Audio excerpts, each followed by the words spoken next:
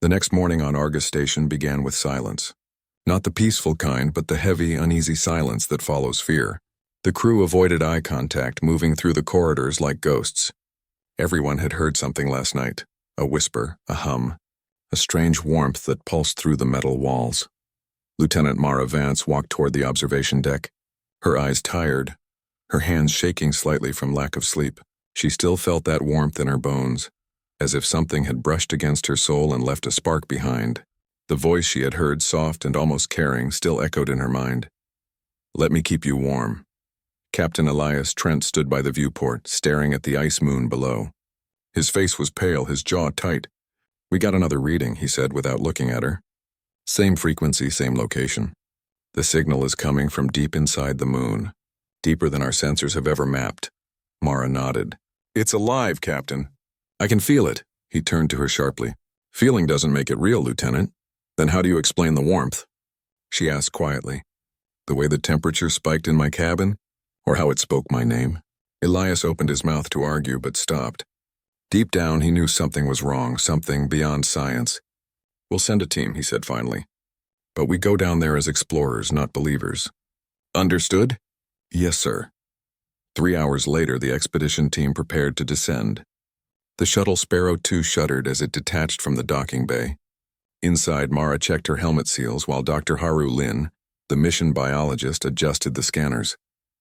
He was a quiet man, usually calm and logical, but now his hands trembled with excitement.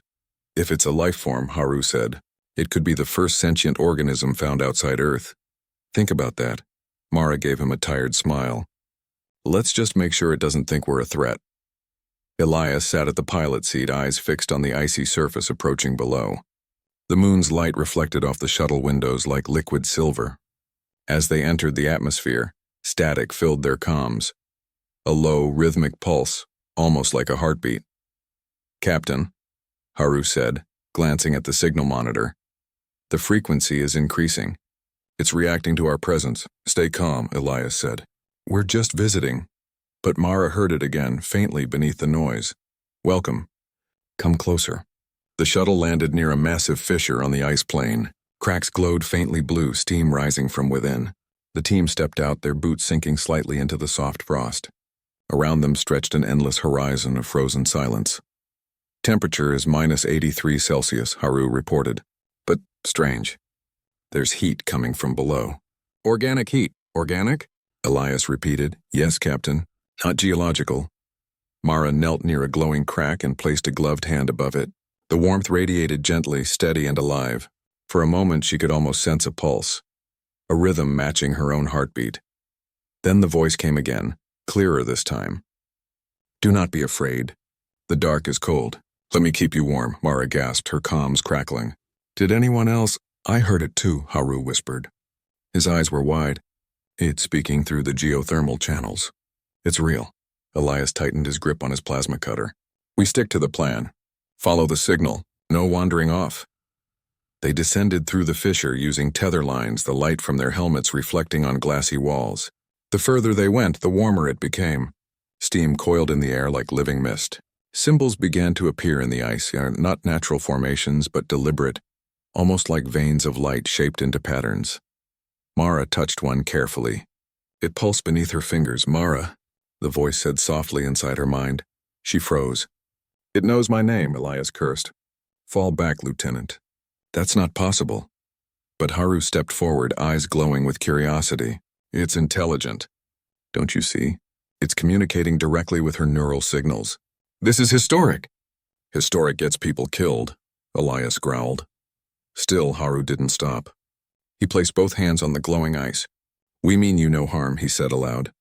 "We just want to understand." For a moment, nothing happened.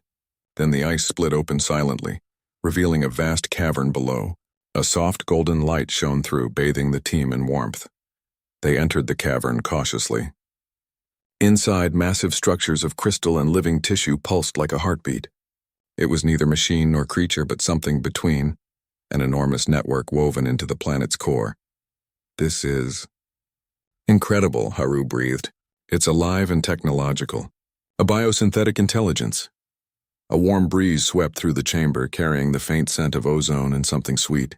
Then the voice came again, echoing from everywhere and nowhere. I am Lunaris. I watched your kind arrive from the stars. You are fragile, so cold. I can help, Mara swallowed hard. You're the one who's been whispering. Yes, you shiver in the dark. You suffer. I can give you warmth, safety. Forever. Elias lifted his weapon. Define safety. What do you want from us? Nothing, the voice said. Only to share what I am. To be together. Alone is cold. The warmth in the air grew stronger. Haru's suit sensors beeped wildly, but he didn't step back. It's not hostile, Captain. It's offering connection, maybe a symbiosis. Symbiosis? Elias snapped. That's how infections start. Mara looked around, her heart pounding. Maybe it's just lonely, she said quietly. It's been here for millions of years, buried under ice. Lonely. Lunaris repeated. Yes, alone for so long. I reached through the dark to find warmth. To find you. The ground trembled slightly. Small filaments of light began crawling along the walls toward them like roots. Haru reached out to touch one before anyone could stop him. It coiled around his wrist gently, glowing brighter. Mara, Captain, don't be afraid, he shouted. It's merging data. It's showing me. His voice cut off with a gasp. The filament detached and vanished back into the wall. Haru fell to his knees, breathing fast but unharmed. Haru, are you okay? Mara rushed to him. He nodded slowly, eyes unfocused. It showed me memories. Its entire history. It was once part of a network of stars, all connected. Then something destroyed them. It's the last one left, Elias frowned. And it wants to rebuild using us. Haru hesitated. Maybe, but it doesn't want to kill. It wants to share. It wants to make sure nothing ever feels the cold again. The cavern dimmed slightly. Lunaris's voice softened. Your warmth is different. It burns but does not consume. Teach me. Mara's pulse quickened. Teach you what it means to be human. Yes, warmth, care, hope. They returned to the surface in silence. The moment they reached the shuttle, they found Argus Station calling them urgently. Captain, systems are malfunctioning. The operator's voice crackled through the comms. Heating units are turning on and off by themselves. The station's core temperature is rising and dropping randomly.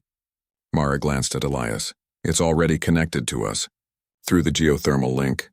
Elias's expression hardened. Then we cut that link before it spreads. But Haru shook his head. You don't understand, Captain. It's not attacking. It's reaching out. We connected when I touched the core. It can sense our emotions now. It's trying to understand kindness. Or it's pretending, Elias said coldly. And that's what scares me most. Mara looked back at the glowing fissure. The ice shimmered softly like a heartbeat fading into the distance. She whispered under her breath. It doesn't feel like a lie. As they lifted off, Mara looked down through the shuttle window one last time. The glow beneath the ice pulsed once, gentle and steady, like a hand waving goodbye. Then, through the radio came the faintest whisper, soft and almost human. You don't have to be afraid of the dark anymore. Mara felt the warmth again, spreading from her chest like sunlight. She smiled faintly, though fear still lingered behind her eyes. Something had changed, not just in her, but in the silence of the stars. The dark no longer felt empty. The shuttle broke through the thin clouds of Tetra-Free's atmosphere, shaking slightly as it ascended. Mara Vance sat silently, staring at the icy surface below. The faint glow of Lunaris, the alien intelligence they had encountered, pulsed beneath the frozen crust like a heartbeat. She could still feel it, warm and alive, almost human in its longing. Captain Elias Trent, normally stern and unshakable, kept his hands tightly gripping the controls. Systems are stable. For now, he muttered, but his voice carried a tension Mara had never heard before. That thing? It's more than anything we've ever faced. I don't trust it. Haru Lin sat across from her, eyes closed, as if listening to a distant song only he could hear. Mara watched him carefully. He had changed in ways no one could fully explain. The warmth that had touched him on the ice moon seemed to have left a permanent mark, an energy that flowed through his veins. It doesn't want to hurt us, Captain, Mara said finally. I can feel it. It's lonely. Just like us, Elias snorted. Lonely or deadly, Mara, there's no difference until we survive this. One wrong move and... Then we survive together, Mara interrupted. She looked out at the stars stretching endlessly ahead. If it wants connection, we can teach it. We can show it warmth without giving up who we are. Elias's jaw tightened. And if it refuses? If it takes what it wants anyway? Mara's gaze hardened. Then we fight. But I hope it doesn't come to that. Back on Argus Station, the effects of Lunaris's influence were becoming more noticeable. The geothermal lines hummed, sending waves of heat throughout the station. Sensors flashed erratically. Some crew members were frightened, while others, like Haru, seemed drawn to the warmth, almost craving it. Mara, Elias, and Haru convened in the command center to discuss their next move. We need a plan, Elias said. If Lunaris has integrated into the station systems, it can control everything. Air, temperature, life support. It could trap us here permanently, or it could save us, Haru replied softly. It's capable of keeping the station alive even in the harshest conditions. I've seen it do things no human system could ever manage. Mara looked between them. There's a choice here. We can either sever the connection completely and risk destroying it, or we try something else. We try to teach it. Human warmth, compassion, empathy. Elias shook his head. You're suggesting we gamble humanity's survival on an alien that we barely understand? Yes, Mara said firmly. Because I've felt it. And if it's possible for us to share kindness even with something not human, then we have to try. The decision was made. Mara, with Haru's help, would communicate directly with Lunaris using the station's neural interface, a device designed to read and transmit brainwave patterns. It was untested for human-alien interaction, but it was their best chance. Mara connected the neural interface to her helmet. Her vision blurred briefly, then cleared into a vast, glowing space unlike anything she had ever seen. Golden filaments of light stretched in every direction, each one pulsing like a heartbeat. And in the center, a massive, radiant form began to take shape. Lunaris. You have returned, the voice whispered, calm and melodic. I waited for warmth. Mara's mind responded clearly, projecting her thoughts into the alien consciousness. We are not here to harm you. We want to understand you. Teach you about humans, Lunaris pulsed, brighter than before. Teach me warmth? I do not know it. I only know survival, loneliness, cold. You will learn, Mara said. Humans survive through more than strength. Through hope. Through care for one another. Through sacrifice when it matters most. That is warmth. For hours, Mara communicated with Lunaris, sending images, emotions, and experiences. Laughter, comfort, companionship. Haru assisted by translating patterns, showing Lunaris how humans think and feel. Slowly, the alien's pulsing began to shift. The sharp edges of its glow softened. The warmth it emitted was no longer invasive. It was gentle, comforting. Meanwhile, not all crew members were convinced. Elias monitored the station, ready to act if Lunaris overstepped. The risk was real. One wrong pulse of energy could fry the systems or worse, permanently alter the humans connected to the station. Suddenly, alarms blared. The station shook violently. A surge of energy pulsed through the core. Mara felt herself lifted off her seat slightly. The neural interface flickered, threatening to disconnect. Something's wrong, Elias shouted. It's destabilizing the station. Mara held her focus, reaching out mentally to Lunaris. Stop, we are teaching you. Do not destroy what you do not understand. The alien paused, its pulsing slowing. Mara could sense confusion, fear even. It had never felt fear before. I do not want to hurt, Lunaris admitted, its voice trembling in her mind. I only wanted warmth, but I am too strong. Mara's heart pounded.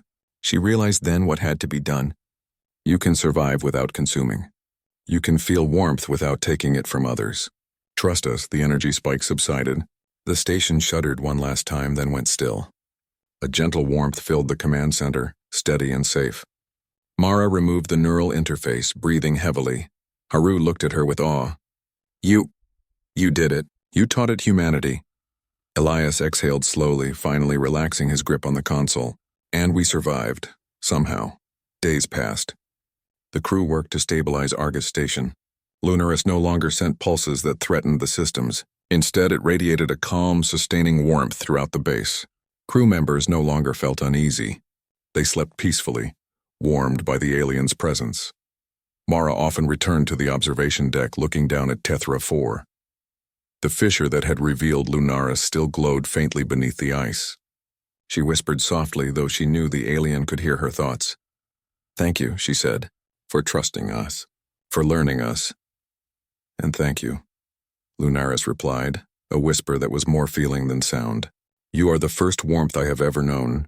Haru smiled. It's amazing. Not just its warmth, but the fact it can learn. From humans, yes, Mara agreed. That's what makes us, yes. We survive not just with strength, but with compassion. Elias remained quiet. But when he glanced at the glowing fissure, Mara could see something almost like respect in his eyes. Years later, Argus Station became a symbol of hope. Explorers from Earth visited, fascinated by the alien intelligence beneath the ice.